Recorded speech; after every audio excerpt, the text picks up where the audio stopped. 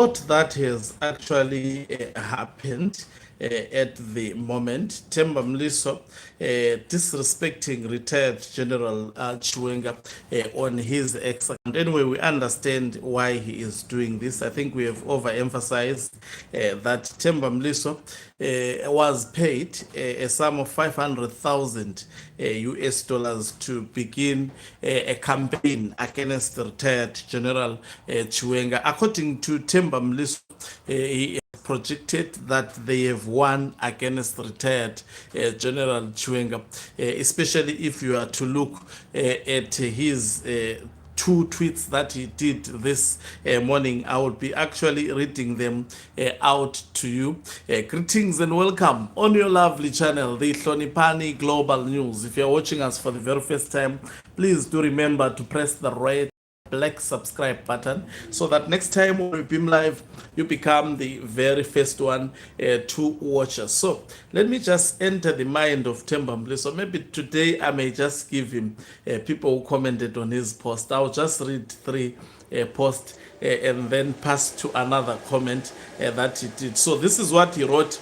He says, I have spoken about political miscalculations by the VP and and they look, they don't even name him by name because they understand the consequences, but we know when he is saying VP who exactly is talking about, and him getting misleading advice.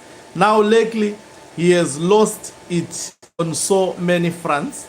So according to Themba Mliso, retired General Chiwenga has lost, and this is how he has arrived at this particular conclusion. He says, Opet Mpofu, his right-hand man, reshuffled, and they write 1-0. And then he says, Sanyate, another ally, reshuffled, and then he writes 2-0. And then he says, Central Committee vehicles given against his opinion, it's 3-0. And then he says, ZANU-PF Director General Brigadier General retired Ezekiel Zabanyana fired 4-0. And then he says, Gudawashe Takwirei Central Committee co-option done 5-0.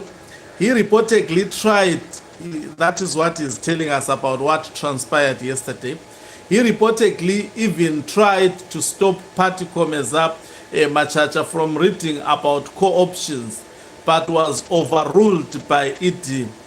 Unomira Weka Muzano PF. He says scoreline Zukananda's 5, General 0. And let me just read someone commenting on him.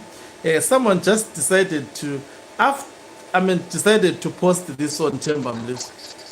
We can no longer hide the fact that he's responsible for decisions in cabinet. We can no longer write that he is responsible for decisions at ZANU-PF. The reason why I talk about ZANU, it is the ruling party. It is the one that comes with these policies. So for us to go back to the old mantra of saying Mugabe was good, it was the people around Mugabe, those days are gone. We've got to call a spade a spade. The Excellency is in charge. He is in control. He has executive powers. He has every power to deal with any situation. Why is... Okay, so I wish to play this up. I wish to play this up to the end. He has the right to appoint. He has the right to disappoint. He has the right to review his team. But if he's not doing that, then he is happy with his team. And ultimately, the blame is with him. And we can no longer listen. I'm not one who's going to... That is what made Zimbabwe go wrong. Because the President Mugabe, very right. My ministers are right. But who appoints the ministers? Who presides over cabinet? ZANU-PF, okay? It does not speak about corruption. Yes, they talk about zero tolerance on corruption and so forth. He is responsible and he must be held accountable. The former president lost power through an impeachment process because of misconduct, because of not following the constitution. And that's what we used. That motion was moved by Maridadi at first. I was seconding it. Then ZANU-PF saw it fit. Okay, whether was it factional fights to then want to move it through Honorable Mchangwa, then seconded by Maridadi. And that's how the last lost power because of misconduct. because of misconduct. So to me, not only that, the vice president, then Comrade Mnangagwa, was also expelled from ZANU-PF by the Mugabe regime for misconduct. So misconduct of what? Because there are certain powers that you have which you must exercise to get this country forward and so on. So this is Themba Mliso. A few days ago, when he was interviewed, it's about a month or so ago, these are the views that he had about Emerson Tambutso Mnangagwa. All of a sudden, he has changed. And what made him to change, basically, it's money. Someone paid him. And then it says, ZANU-PF members are cowards. Tongo said there are no men in ZANU-PF, they are Mugabe. Now eat his wives. All will say yeah to it well until he is removed. What a statement, though the English was not that good. Someone says, I said I will just read 3. In 2014, Harare province offered former First Lady Dr. Amai Grace Mugabe the post of Central Committee member. She was quickly promoted to the post of National Secretary for Women Affairs, pending a VP post. This did not go as planned. We start the past to anticipate the future. I think they have quickly tackled the propaganda of Themba Mliso. Now, there is also another statement that he posted about retired General Chiwenga. Let me just quickly look at it. Let me just quickly look at it. Where is it? Maybe he deleted it. Okay, there it is. He writes, it's long, but you know, it's a list few paragraphs, so I can read this. He says, Mukanya should either, Mukanya is, they call that to retired General Chiwenga. Mukanya should either admit that his own political move to use a fake anti-corruption campaign and jettison a suspected rival misfired and made his relationship with the party, or he should just resign as a strong statement against the allegedly corrupt Ziganandas and chart a new political path. That's what politically principled leaders do. They disavow and sever, and they disavow and sever links with corrupt people and parties. One should have belief in their moral high ground.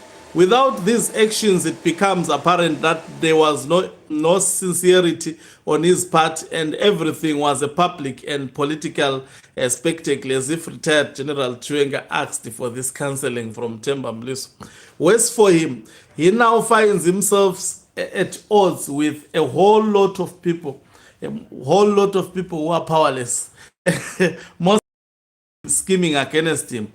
Akuzopera manje. His proxy case has become an